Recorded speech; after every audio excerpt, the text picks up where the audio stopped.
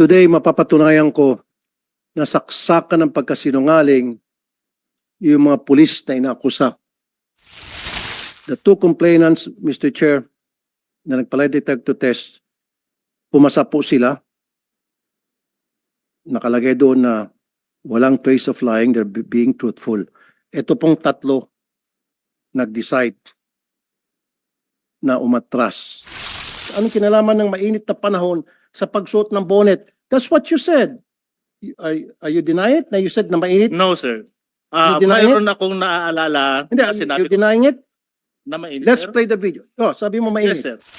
Mayroon, sir, akong word na mainit pero hindi ganyan ang pagkasabi ko, sir. Gusto mo i-play kong video? Hayaan niyo po muna sana ako. Hindi, gusto mo i-play kong video. Yes, sir. Pero, Look at me when I'm talking to you, please. Ikaw, just look at me. Huwag ka matakot, hindi kita kakain, hindi ako kumakain ng tao. Ang tapang-tapang mo, pag pobreng kaharap mo, pero pag sa akin, hindi ka makatingin. Duwag ka pala. Napakaduwag mo. Ang kaya mo lang mga pobre.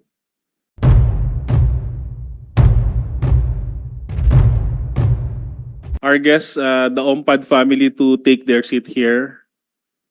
Thank you very much. That's all, sir.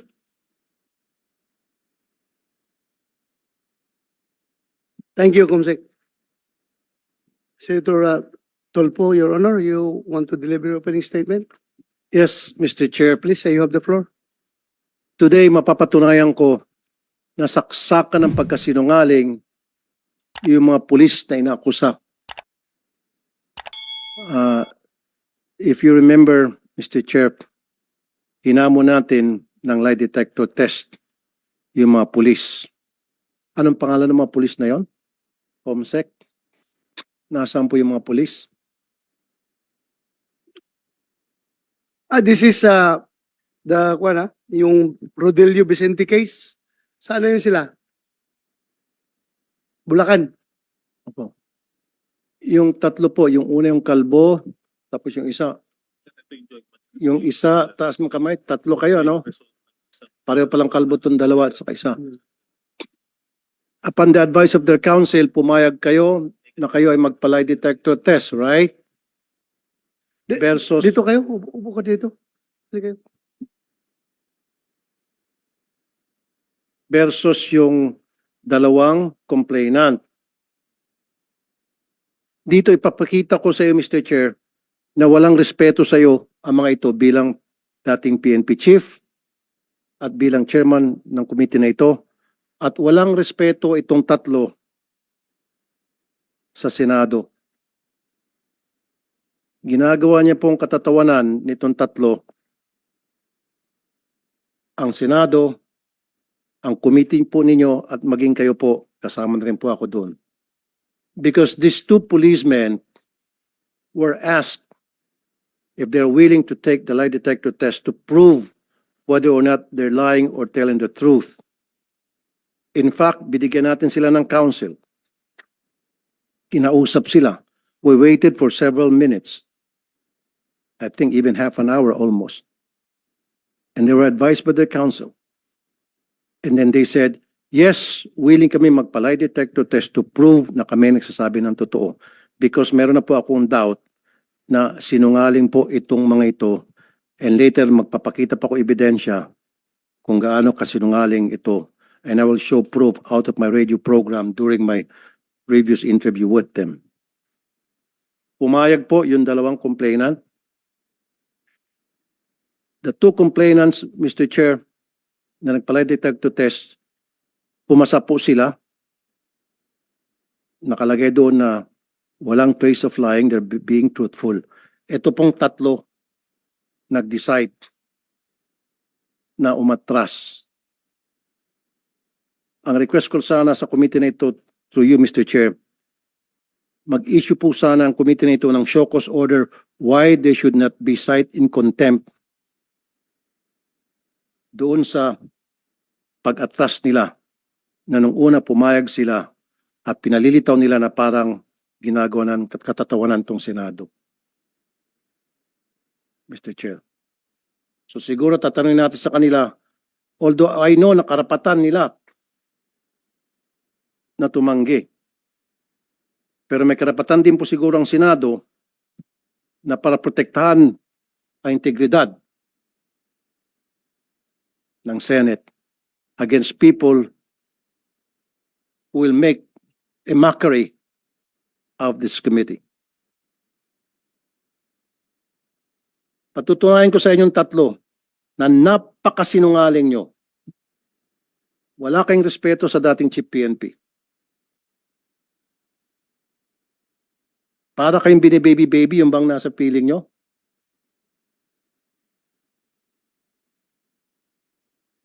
At modus operandi na ng tatlong, gusto ko na mapamura, Mr. Chair. Meron pa ako mga testigo na modus operandi na nitong tatlo na pumasok ng bahay ng may bahay ng walang dalang warrant base lamang sa sabi ng asset at mang-aresto ng kung sino-sinong taong gusto nila. And wearing bonnets, not wearing proper uniform. Ang masama kasi nito, kinukonsinti.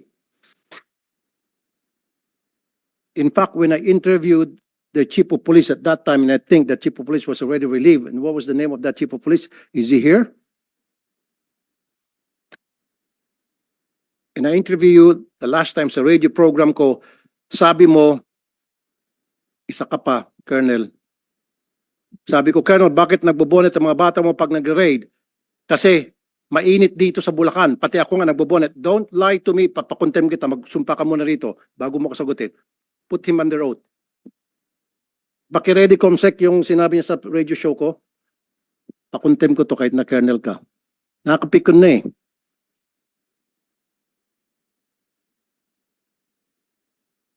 Hindi po ako papayag na for so many years, for decades, nakikita ko po kung paano apihin ng mga abusadong pulis ang mamalit nating kababayan. Although hindi naman po lahat ng pulis abusado, I have so many friends in the PNP na napakabait. Barkada ko for so many years, just like you, Mr. Chair. Pero merong ilan tulad ng mga ito, ng mga bulok na itlog sa PNP, ang siya nagsisira sa imahe ng napakaganda na ginagawa ng kapulisan natin. Dahil sa gravity ng inyong kasalanan, yung magandang imahe na na-built ng mga kasama ninyo for so many years pinaghirapan, nawa-wipe out sa isang iglap dahil sa katarantaduhan ninyo. Now, Colonel, can we put him under oath? Yes, Kumsek, can we administer the oath?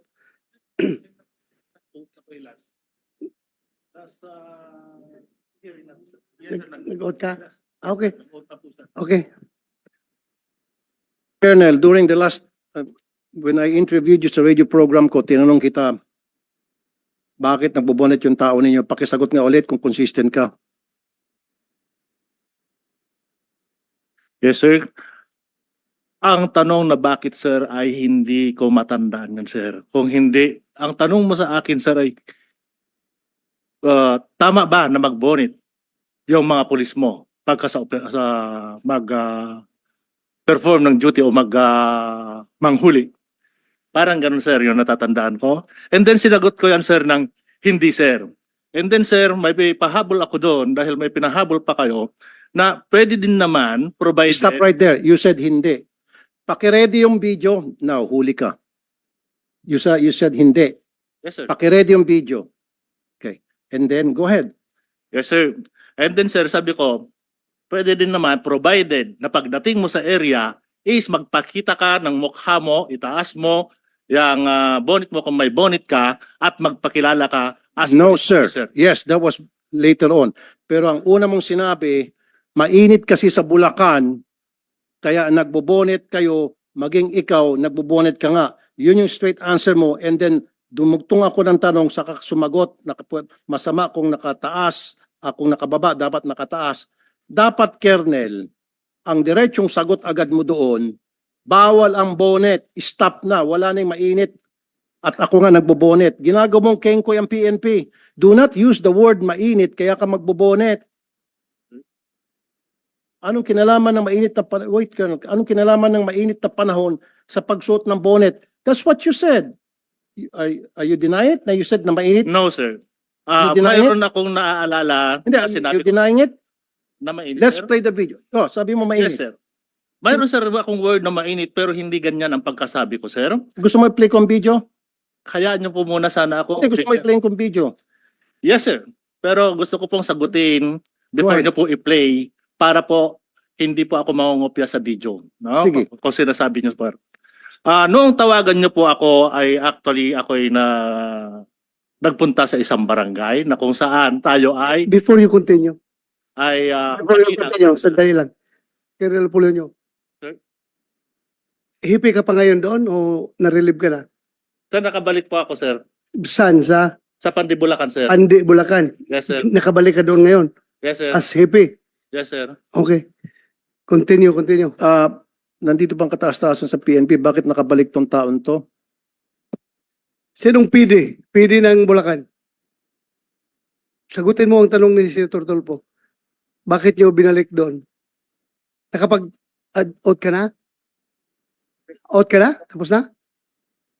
Okay. Okay, but continue, Colonel. Yeah. Please. Yes, sir. Sir, ang natatandaan ko nung tanongin niyo ako tungkol dyan, kung tama ba, ay yung nga sinagot ko, sir, na hindi, sir, sabi ko. Mayroon yung word na, and then may pahabol doon, sir. Na kung saan ko sinabi na pwede naman pagpunta mo din sa area, pero pagdating mo doon sa area ay magpakilala ka as police officers at sabihin mo kung ano yung pakay mo. Yun, sir, yung naano ko doon, sir. Kung saan, sir, ay nasabi mo, ay naikisabi ko rin sa'yo na ako nga, sir, ay nagsusuot din ng bonnet. Dahil, sir, sa word na bonnet na nakopya ko na rin sa inyo. Pero actually, pati yung mahiinit, sabi ko, kasi during that time, ay nasa taas ako ng bubong that time, sir. Na sinabi ko, mainit nga. Yun, sir, yung ano ko, natatandaan. Tapos ko. ka na. Yes, Yun nga po, in short, sabi mo, let's play the video na. Pakinggan natin. Ang pag-usapan lang po natin muna yung procedure ng pagsaserve ng warrant. A, nakabonet. Bakit nakabonet? Sir, kung nakabonet man yan, no, ako rin during that day po, nakabonet ako dahil sobrang init. Ngayon alam mo na nakabonet. So tama ba yung ginawa nila? Mali na nakabonet sila. Kung nakataas, sir, hindi tama yun, sir. Kailangan makabonet ka, ibaba mo, magpakilala ka. So okay lang magbonet pero ibaba mo muna yung bonet. Pakita mo yung mukha mo, the whole mukha mo. So ibig sabihin, in your daily operations, dala-dala nyo inyong bonet, nakakatakot kayo. Ganun po kasi talaga yung routine namin, yung lang po namin, yung talagang nakasibigan lang po. Kasi po, ang talagang halos kilala na po kami dito sa... Sir, why did you, kahit kilala pa kayo dyan sa lugar, why did you wear that bonnet? You should have worn that. Kung kayo po ay legit yung operation ninyo at serving a warrant to a subject na you thought o ayon sa inyong asset ay nandun sa area, why not wear your uniform with body cam at bakit nakabonet? Your Honor, part lang po ng accessories ng mga riders yun.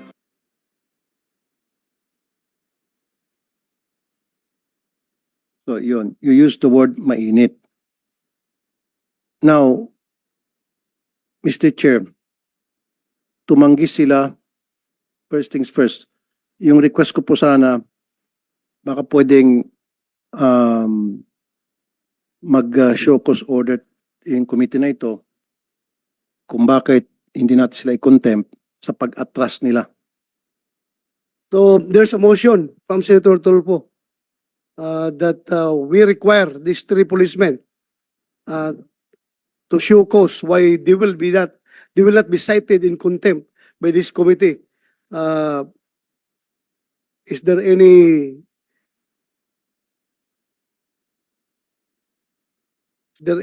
objection? Hearing none, but before I roll the motion, I was given the 1 minute suspension.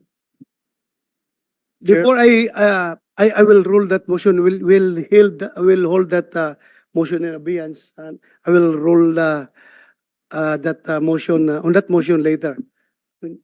Mr. Chair, I would like to congratulate those two complainants dahil they passed the lie detector test.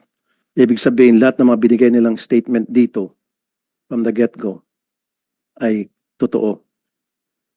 Simula nung pumunta sila sa radio program ko hanggang sa pagdating dito sa pangalawang hearing na ito, hindi sila nagsisinungaling and they've been very truthful. And I congratulate you both and thank you for being truthful. Talagang maasahan kayo. Ito nga po masakit eh. Ito mga kababayan natin na maliliit, kung sino pa po yung biktima, pinasok na yung bahay na wala sa tama, walang dalang warrant. Mali yung bahay na pinasok kung talagang merong talaga silang hinahabol. Of course, papalag yung may-ari ng bahay, yung pa yung kinulong. Ang masaklap, ulitin ko ulit dito, nung yung anak susundan yung tatay niya sa presinto para kumustahin, pati yung anak ikinulong. Anong klaseng hustisya meron dito? Nang bugbog pa. Sabi ko nga, kayong tatlo, nagawa nyo yon sa bahay ng Camilon family sapagkat sila'y mahirap. Kung ginawa nyo yun sa bahay ni General Bato de la Rosa, now Senator Bato de la Rosa, baka may kalalagyan kayo. I promise you, hindi nyo kayang gawin yon sa bahay ng mga mayayaman. Hindi nyo kayang gawin yon sa mga taga Forbes Park. Or maski na sa mga wala sa village na mga bahay na mayayaman. Hindi nyo kayang gawin yon. Look at me when I'm talking to you, please. Ikaw, just look at me. Huwag ka matakot, hindi kita kakain, hindi ako kumakain ng tao. Ang tapang-tapang mo, pag pobreng kaharap mo, pero pag sa akin, hindi ka makatingin. Duwag ka pala. Napakaduwag mo. Ang kaya mo lang mga pobre. Titigan mo pa siguro hanggang sa matuna, pero pag kaharap mo ako, takot ka. Bagbuntot mo. Subukan nyo gawin yun sa mga bahay ng mga mayaman. Hindi. Baka naratat na kayo. Nagagawa nyo yun sapagkat alam nyo walang kalaban-laban mga yan. And I have witnesses na dati nyo nang ginagawa pala yan. At kinukonsinti kayo na inyong chief of police. Pinasibak ko, ibinalik. Anong klaseng hustisya meron tayo sa Pilipinas? Pag pulis ang may kasalanan, binibaby-baby. Pero pag ordinaryong maliit na mamamayan natin, agad-agad nakukulong. Pag minalas-malas, sinasalvage pa. O matatagpuan na ng patay at nagbigti kuno. Bakit ganito ang hustisya sa atin? Pag pulis, nagtatakipan, nakakalusot. Pag pobreng kababayan natin, nakukulong agad. Yung mga karapatan, tablado. Nabubugbog pa. Ngayon, nasibak nga itong si Chief of Police dahil sa mga lapses na binanggit ko, ibinalik. Siguro, Mr. Chair, patawag natin si Chief PNP sa next hearing kung pwede, Mr. Chair. Yes, we will do that, Senator Tulfo. Well, andito yung nagbalik, yung provincial director. Can we hear from you, provincial director? Bakit yung binalik? Sir, good afternoon. Naibalik namin, sir, based doon sa appreciation namin doon sa investigation that yung participation niya lang is yung sa radio interview na sinabi niya nga na nakabonet. So, with that, sir, yung appreciation namin, wala naman siyang kinalaman doon sa nangyari doon sa ground, kundi yung lang ang interview. So, ibinilik namin, sir. Yun lang yung recommendation namin, sir. And it was approved by the regional director, sir. Then, pwede ba natin patawag regional director? Alam niyo ibig sabihin ng command responsibility, ano po? You understand that, right? Yes, sir. So, under the command of responsibility, may pananagutan ito sapagkat pinapayagan niya ang kanya mga tao na palaging pag nag-raid ng bahay ay nakasibilyan at nakabonet at walang suot na body cam. So, how's that for a command responsibility? Colonel Relly Arnedo, sir. Sir, ulitin ko, sir, yung investigation namin kasi, yung presence of the police doon sa area is to validate the information. No, sir. Pakisagot lang po yung tinatawag na command responsibility. Yung estilo ng kanya mga bata under his command, these three people, these three policemen, kapag nagsiserve ng warrant, nakasibilyan, nakabonet, nakachinelas. Your Honor, Senator Tulfo, hindi pa pala ito oath. Comsec, please administer the oath. Yes, sir. Sir, Before we kindly continue. stand up, please. Please raise your right hand. Do you swear to tell the truth, the whole truth, and nothing but the truth in this investigation, sir? Thank you, sir. Please take your seat. Colonel, ulitin ko. Mga pulis ninyo na grade ng bahay, nakasibilyan, nakabonet, walang body cam. May lapses doon. Ngayon, sino ang boss nila? Sino ang superior nila? Of course, the chief of police, sir. Exactly. So doon ba sa mga binanggit ko, may pagkukulang bang mga pulis doon? May lapses ba doon? Sir, kung yung pagpunta nila doon, sir, is not part on the procedure. No, yung bawal yun, procedure sir, po, bawal. yung procedure na sila ay nakabonet, walang body cam, nakasibilyan, hindi man lang nakasuot ng tsapa na pulis, kahit na sabihin natin wala ng warrant, at least man lang may ID na makikita na pulis sila. Kaya nga nagkaroon ng komosyon eh. Kasi akala ng Camilon family, mga akyat bahay. But anyway, so yung procedure na yon, was the procedure violated? Yes or no lang? No, sir, no, sir. The procedure wasn't violated? Yes, sir, yes. Pwede mag-raid nung walang body cam? Depende, sir, kasi hindi raid yung pinuntahan, sir. Kaya mag-serve ng warrant, walang body cam, okay lang na nakabonet? Pwede, sir, kung covert operation kasi yun, sir, yung nakita namin doon sa report. It is not a covert operation. They are trying to serve a warrant, Colonel Arnedo. Sir, walang warrant tong pumunta sila doon, sir. Based doon sa... So wala silang warrant. Yes, sir. Na, Okay, bingo. Nung last hearing, sabi niya walang warrant. Sinabi dito na merong warrant, na walang warrant. So kung walang warrant, you're saying it's a covert operation, but they're insisting na pahingan siya ng untong hininga. Wait a minute, Colonel, let me finish. Huli ka na. Baka pati ikaw, paparelieve ko. yes, sir. Makinig ka.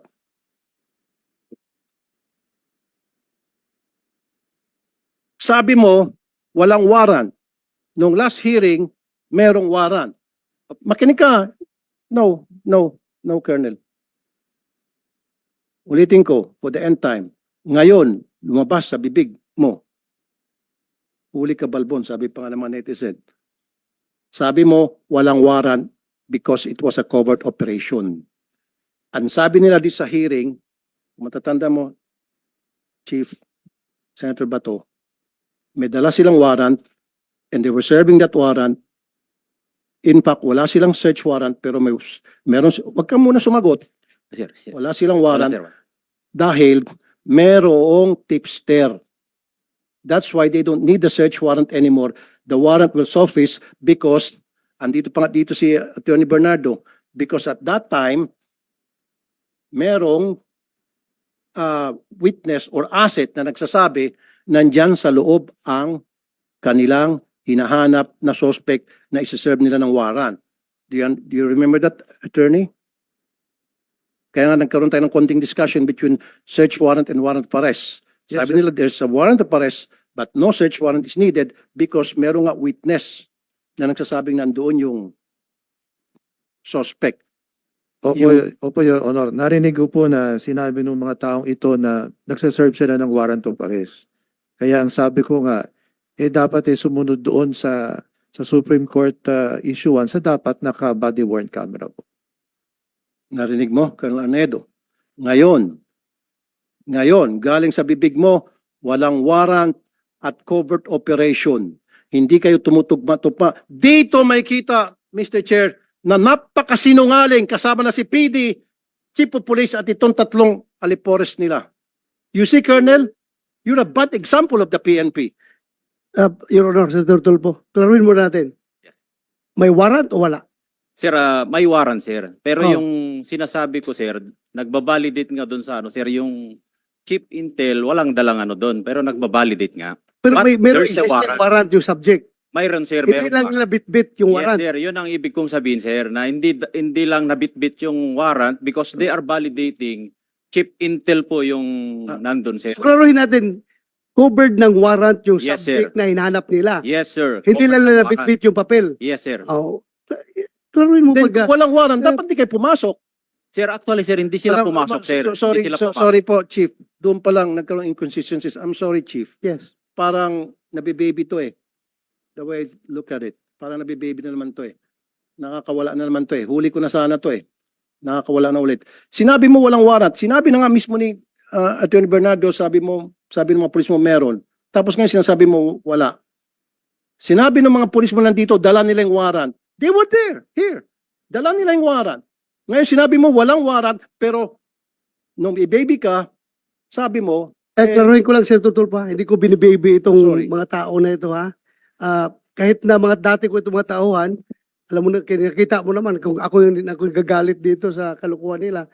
Ako lang, I'm just trying to explain na kami sa PNP, kapag nag-operate kami, lalong-lalo na pagkilala yung mga operatives, number one, we allow them to use bonnet para hindi sila makilala. Pero yun nga, pag serve na yung warrant, dapat mayroong uniform personnel na kasama. Pero yung presensya na doon para mag-confirm kung andyan o wala yung subject, wala mong problema kahit na nakahubad sila dyan, nakatsinilas, kasi that's part of the intelligence operations na ginagawa ng police. Pero kailangan, pag-serve nila, dapat may kasama na silang police na uniformado.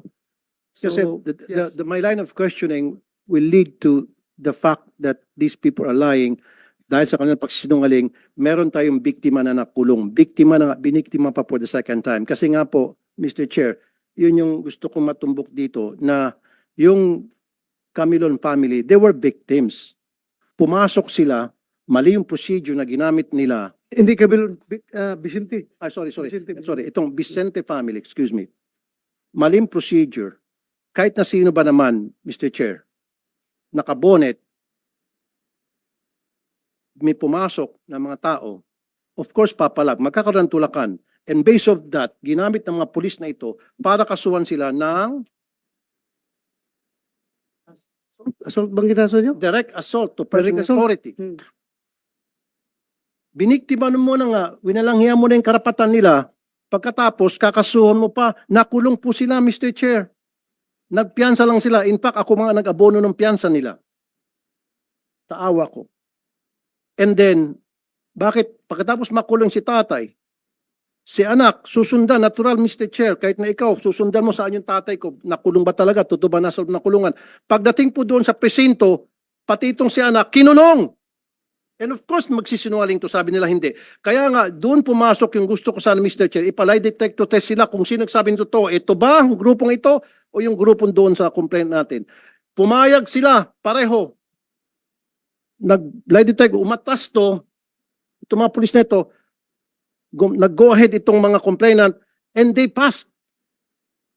Kaya nga, klaruhin natin na as far as this committee is concerned, and as far as public opinion is concerned, talo na kayo. Kayong mga pulis na umatras. Kahit na, yes, we understand that. It is your constitutional right na umayaw dyan sa lie detector test. Karapatan nyo yan kung ayaw nyo. Pero we are talking here about public opinion. Talo na kayo. Pati sa committee na ito. Mas naniniwala ang committee dito sa proven true lie detector test na hindi nagsinungaling. Kasi pinag-usapan natin last hearing was your word against their word. So, para to establish kung sino nagsasabi na totoo, sinachallenge namin kayo ng lie detector test. Ngayon, kumasa sila. Umasa. Kayo, kumasa. But later on, umatras. Hindi namin question yan. That's your constitutional right. But, as far as this committee is concerned, nakikita talaga namin, hindi naman kami, kahit kayo, pulis kayo. Kung, if you were in our shoes, kung kayo ang membro, chairman ng committee na ito, sino pa paniwalaan nyo? Yung nag-volunteer ng lie detector test? Pumasa? O ito nag-volunteer tapos umatras?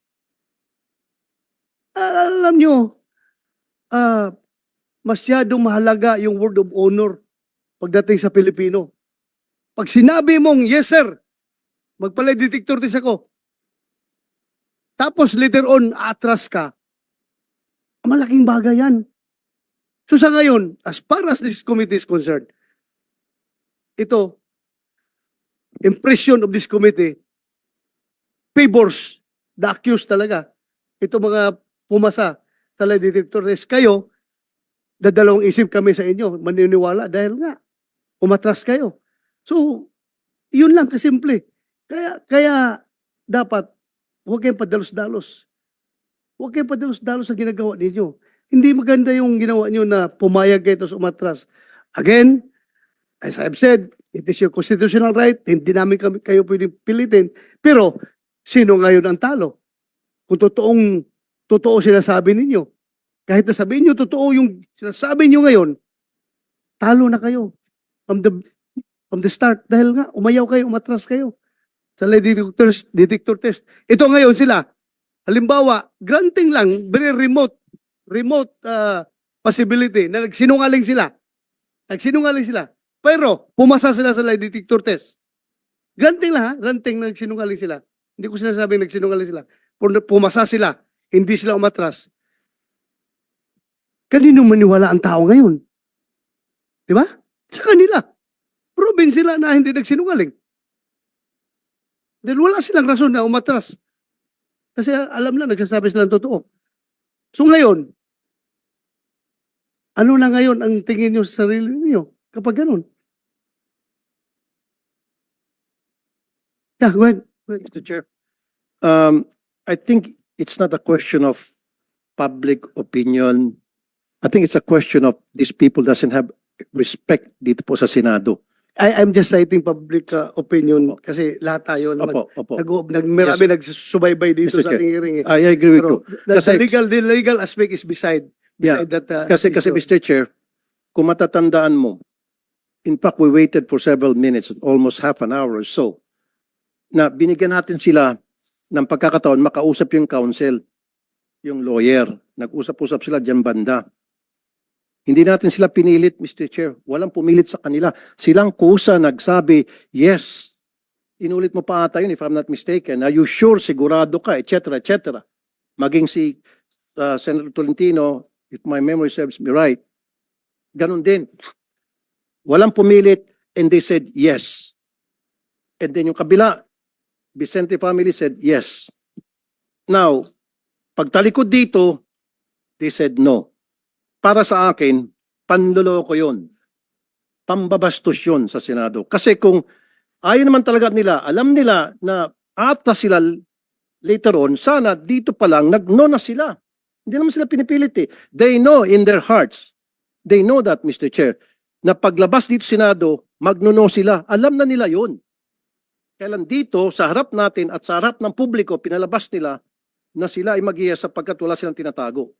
Yun yung point ko do, Mr. Chair. Na para wag na silang tularan, dapat ipa-show ko sila later on kung bakit hindi sila ma-cite in contempt. Kasi they could have just said no. Hindi natin sila pipilitin, Mr. Chair. Remember? Kung sinabi lang nila no sa atin, tapos na usapan.